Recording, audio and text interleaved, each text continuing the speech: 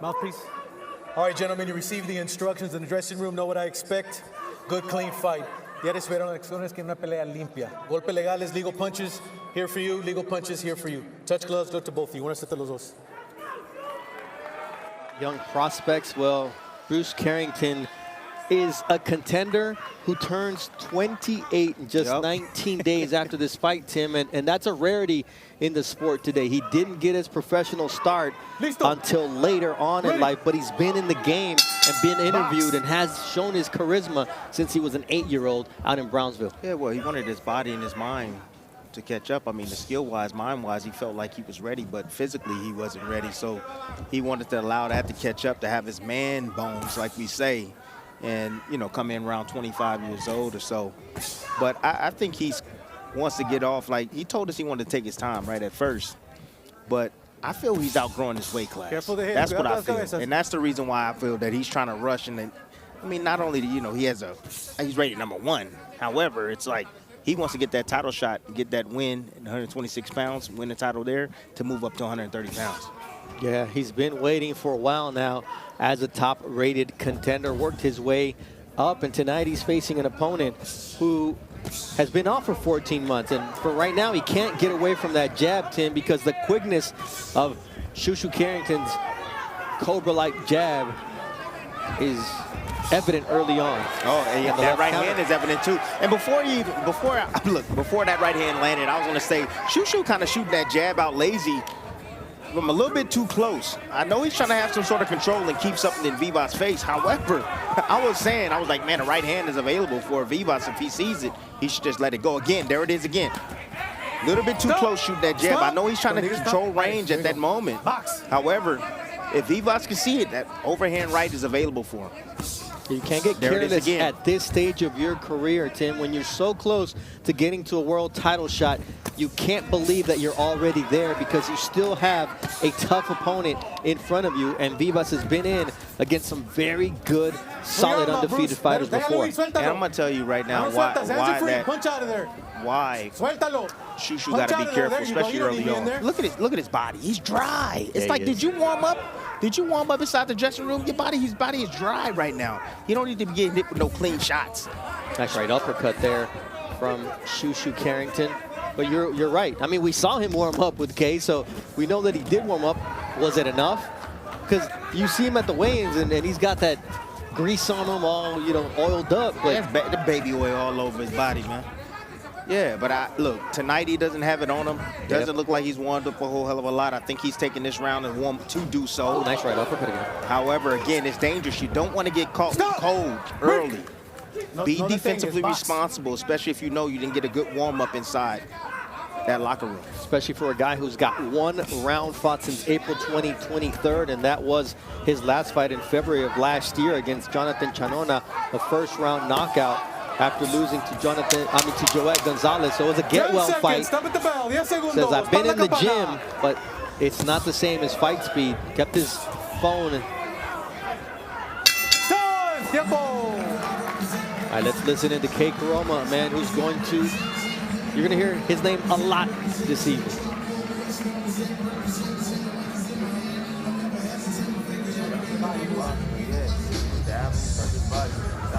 Stop going on the shield with your left hand down. Put your left hand up. You're going to come with that over. And you put your head down there so you can get in the back of the head, okay? We don't need to be inside right now. We can be inside, but let's go. Let's be inside and push him back. Don't be inside to go back and forth, okay? Stab him. Every time you fake, go high, go low. Go high, go low, then come up. Boom, boom, with 2 shots, okay? Keep touching his body and his shoulders, okay? I'm always looking for the uppercut. Deep breath. Right there. Yeah, but you got to set it up. He knows what you're coming with. You got to change it up, okay? Come on, man. Stay with that jab. More than one. Excellent instructions from K. Karoma, and he kind of saw what Shushu was trying to do, set up that uppercut, and he's like, I know it's there, but you got to work your way to set it up, not just throw it and believe it's going to be there. Yeah, and he also told him to keep that left hand up because he sees that overhand right starting to land. But again, he's right. I mean, look, it's too early in the fight for having a guy like Vivas who likes to get forward, likes to get close. His wheelhouse is mid-range to inside, and you allow him to come through that front door and touch on you. No, absolutely not. Give him that stick. maintain that distance outside. See, Vivas is closing that distance fairly easily. No struggles whatsoever. Nice left uppercut. There it is. Nice setup. Beautiful. But he walked him into it.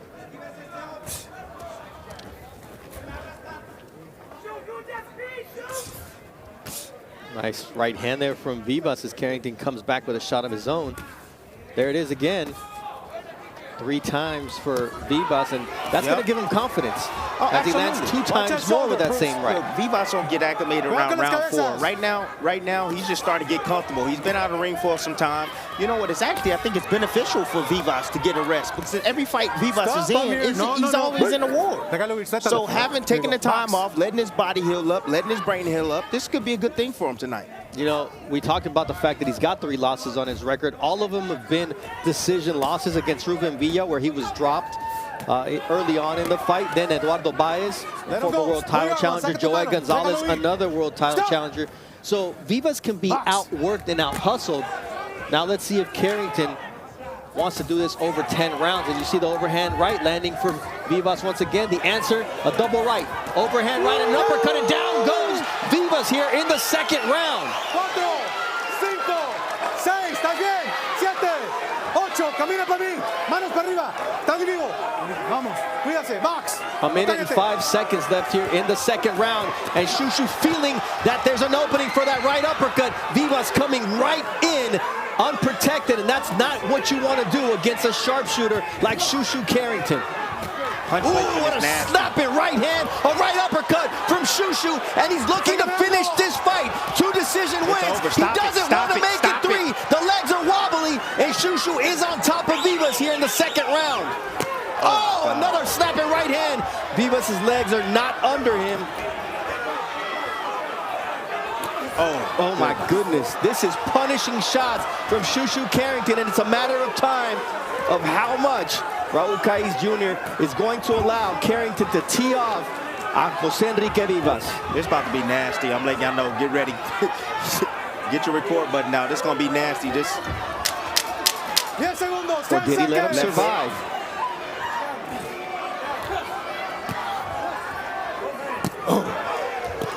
He loading up on everything right now. Oh my goodness. You got to give Vivas so much credit, Tim, for finishing this round on his feet.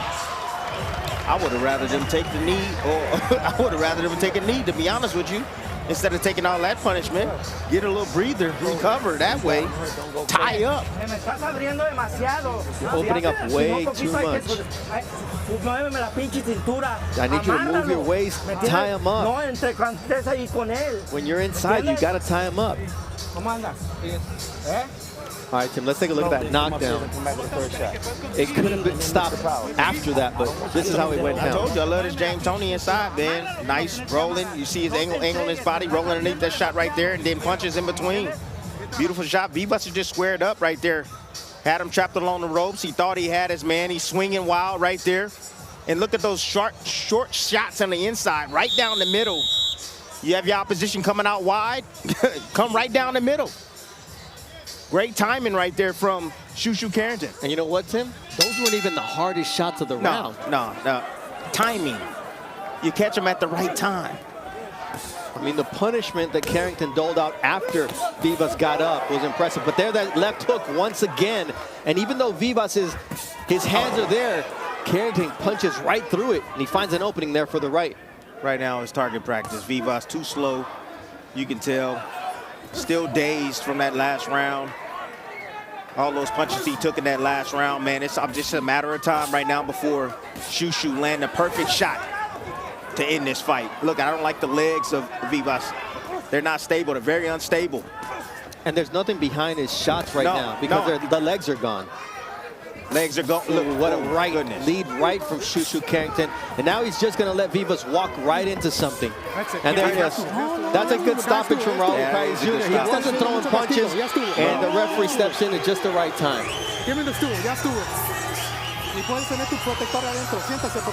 Look, I know some of you would say, oh, yeah, well, he stopped it too soon. He stopped it too soon. It was only going to get worse from here. It was only going to get worse from here. Shushu gets back on the knockout choo-choo train. And that was an impressive stoppage from Shushu. Could have been stopped in the second round, Tim, where he was dropped and severely hurt. And referee Raul Caiz Jr. he did the right thing. He gave him an opportunity to come back, and his legs weren't there. There was nothing behind his punches, and he stepped in at the appropriate time. And let me take it a little further. Also, it was a title eliminator for him. He gave him an opportunity to try to get himself back into the fight. However, Shushu just too much for him. Shushu improves to 15-0, earns his 9th knockout victory, and you see the swagger back, Tim, after decision wins against Dana Coolwell, going the distance against Suleiman Sagawa in a majority decision victory. This is the statement he needed to make to put the featherweight champions on notice. And let's take a look at how this fight came to a finish. Well, Shushu just came out and just got back where he ended that last round. Just moving. You know, you can take advantage of your opposition's aggression. You know, Shushu's extremely smart fighter. He knew that Vivas was going to do most of the work for him. You see him here land the trap right there, high guard, and he pulled right there with that right hand, catching him as he was coming in. Double impact. You see the legs of Vivas right there. Little shaky. Raul Caiz Jr. did a great job right there in saving Vivas for his future, man, to be honest with you. Remember, every fight this man is in, Vivas is in, he's always in a war. I'm glad he stopped it. He gave him a fighting chance for a future fight. Shushu Carrington does what Joel Gonzalez, Eduardo Baez, and Ruben Villa were unable to do. He got the stoppage. How long was the stoppage in the third round? Jimmy Lennon Jr. with the official time. Ladies and gentlemen, with a time of 53 seconds in round number 3, our referee in charge, Raul Caiz Jr., stops the contest. He is the winner by way of technical knockout. He is still the WBC, WBO #1 ranked featherweight and the defending NABF WBO Intercontinental Champion. He is still undefeated, Bruce Shushu Carrington.